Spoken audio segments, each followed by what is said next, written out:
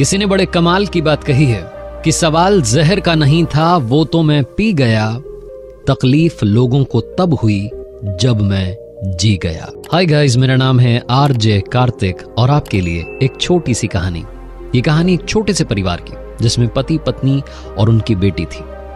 इस परिवार का काम था एक बाबा जी की सेवा करना। रोजाना शाम में इस परिवार के यहां से उन बाबा जी की कुटिया पर गाय का दूध पहुंचाया जाता था। बाबा जी की कुटिया उनका छोटा सा आश्रम नदी के पार था। इस परिवार का कोई भी सदस्य वहां पहुंचता था और शाम में गाय का दूध पहुंचाता था। वो बाबा जी तपस्या में लगे हुए थे, एक सिद्धि प्राप्त करना चाहते थे, पानी पर चलने की। बरसात का मौसम आया, मॉनसून का वक्त था। किसी काम की वजह से पति को गांव से शहर जाना पड़ा। उसने अपनी पत्नी से कहा कि बेटी को भेज करके वहां गाय का दूध पहुंचा देना। उसने कहा ठीक है।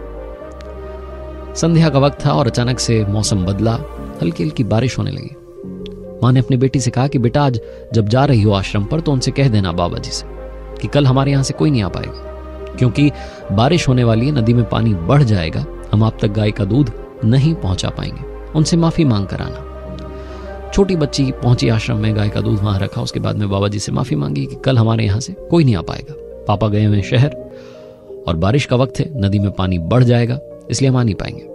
बाबा जी ने कहा कि अरे बेटा ऐसा क्यों कहती हो, मेरी तपस्या में कोई भंग नहीं पड़ना चाहिए। मैं तुम्हें एक मंत्र देता हूं, कल तुम इस मंत्र का जाप करते करते चाहे जितना पानी नदी में आ जाए, पानी पर चल करके आश्रम तक आ जाना, चिंता मत करो। बाबा जी ने उस छोटी बच्ची को मंत्र दिया, बच्ची वापस आ गई। अगली शाम में बहुत तेज बारिश हुई थी, नदी में पानी बढ़ चुका था। उस लड़की की मम्मी को मालूम था कि नहीं जा पाएगी, तब भी उस छोटी बच्ची ने जिद की कि नहीं मां, मुझे तो जाना है। बाबा जी ने मुझे एक मंत्र दिया है और उन्होंने कहा है कि कितना भी पानी आ जाए तुम पानी पर चल करके आ जाओगे, ये मंत्र बस जपती चली आना। छोटी बच्ची की जिद थी, बाबा जी को मानते थे इतने वर्षों से, तो मां मना नहीं कर सकी। छोटी बच्ची रवाना हुई, हाथ में केतली थी, केतली में गाय का दूध था, नदी के इस तरफ थी, नदी में पानी बढ़ा हुआ था। उस बच्ची ने मन से ऊपर वाले को याद किया, मंत्र जपना शुरू किया और कमाल यह हुआ कि पानी पर चलने लगी, आश्रम तक पहुंच गई। बाबा जी भी चौंक गए कि क्या बात है, लड़की इस तरफ कैसे आ गई, नदी में तो पानी बढ़ा हुआ है। उससे पूछा कि बेटा क्या हुआ, तो उस लड़की ने कहा कि बस आपने जो मंत्र दिया था उसका जाप करते करते आ गई। बाबा जी अंदर से खुश होने लगे, खुशी के मारे झूमने लगे। उन्हें मजा आ रहा था कि क्या बात है, मेरी जो सिद्धि थी आज सफल हुई। ये लड़की मेरे मंत्र का जाप करते करते यहां तक आ गई, पानी पर चल करके। उस लड़की से कहा कि बेटा ठीक है, अब आप जाओ। लड़की वापस वही मंत्र जपते जपते नदी के उस पार पहुंच गई। बाबा जी को अपनी आंखों पर विश्वास नहीं हो रहा था, समझ नहीं पा रहे थे कि क्या हो गया। ऊपर वाले ने तो सुन ली। बाबा जी इसी खुशी में उस लड़की के नदी पार करने के बाद अब खुद भी ये सिद्धि देखना चाहते थे कि सफल हुई या नहीं, तो खुद पहुंचे नदी के इस किनारे और पानी पर चलने के लिए तैयार थे। बाबा जी ने मंत्र जपना शुरू किया, थोड़ा सा आगे बढ़े और बाबा जी डूब गए। वो छोटी बच्ची उसी मंत्र का जाप करते करते नदी पार कर गई, एक बार नहीं बल्कि 2 बार। और बाबा जी पहली ही बार में डूब गए। क्यों?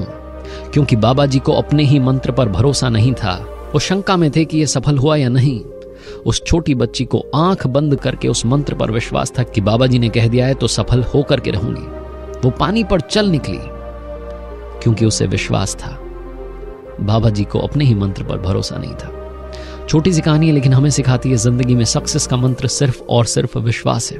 जितने अमीर लोग जो आज अमीर हैं, जो एक वक्त में गरीब थे, उन्हें विश्वास था कि वो अमीर बनेंगे, इसीलिए आज अमीर हैं।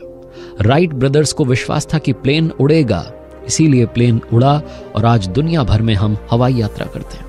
विश्वास का खेल है, विश्वास बनाए रखिए, कर दिखाओ कुछ ऐसा कि दुनिया करना चाहे आपके जैसा।